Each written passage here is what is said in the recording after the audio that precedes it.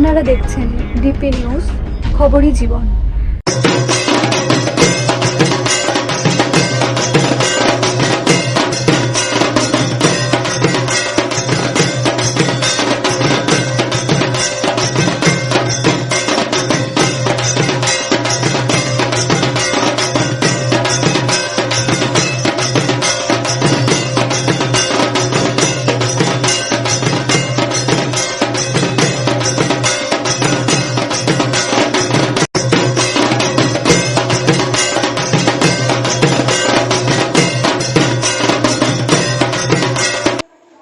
নেতাজি মোড় দুর্গোৎসব কমিটি এবছর সপ্তম বর্ষে পদার্পণ করল।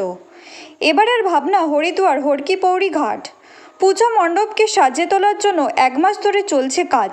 এই পুজো কমিটির বিগত বেশ কিছু বছর ধরে দর্শনার্থীদের মন কেড়েছে। পুজো কমিটির মেন উদ্যোক্তা পিন্টু নাগ বলেন, এবছর আমাদের এই প্রতিমা দেখতে প্রচুর সংখ্যক দর্শনার্থী ভিড় করবে। দর্শনার্থীদের যাতে না কোনো অসুবিধা হয় তার জন্য সমস্ত রকম ব্যবস্থা রাখা আছে।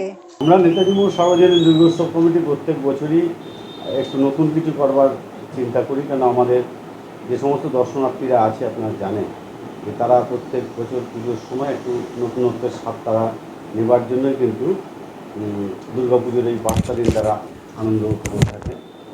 তো পশ্চিমবঙ্গ সরকারের মাননীয় মুখ্যমন্ত্রী মমতা বন্দ্যোপাধ্যায় আমাদের এই হিন্দুদের বাংলা তথা বাঙালির শ্রেষ্ঠ উৎসব দুর্গোৎসবকে সার্বিকভাবে সুন্দর করবার জন্য বিভিন্নভাবে পুজো কমিটিগুলোর পাশে থাকে। সেখানে কোভিড পিরিয়ডের সময় থেকে দেখা গেছে বহু পুজো কমিটি যারা অর্থের অভাবে যারা পুজোর একটু অসুবিধার মধ্যে পড়তো, ভাবনা থেকেই কিন্তু পুজোর অনুদানের ব্যবস্থা করেছে। আমরাও পুজোর সমস্ত নিয়মকানুন মেনেই আমরা পুজো করি। এবছরে আমাদের ভাবনা হরিদ্বারের হরকি পৌরি ঘাট সঙ্গে লাইভ আরতি চলবে।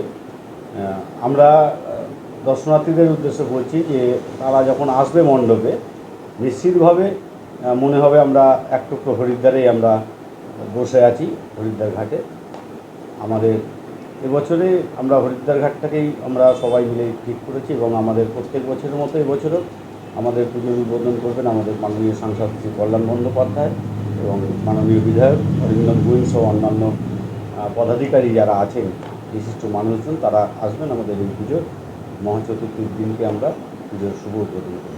আমাদের এই কাজটা আমরা আজ থেকে ঠিক 1 মাস আগে আমরা শুরু করেছিলাম, কাজ চলছে।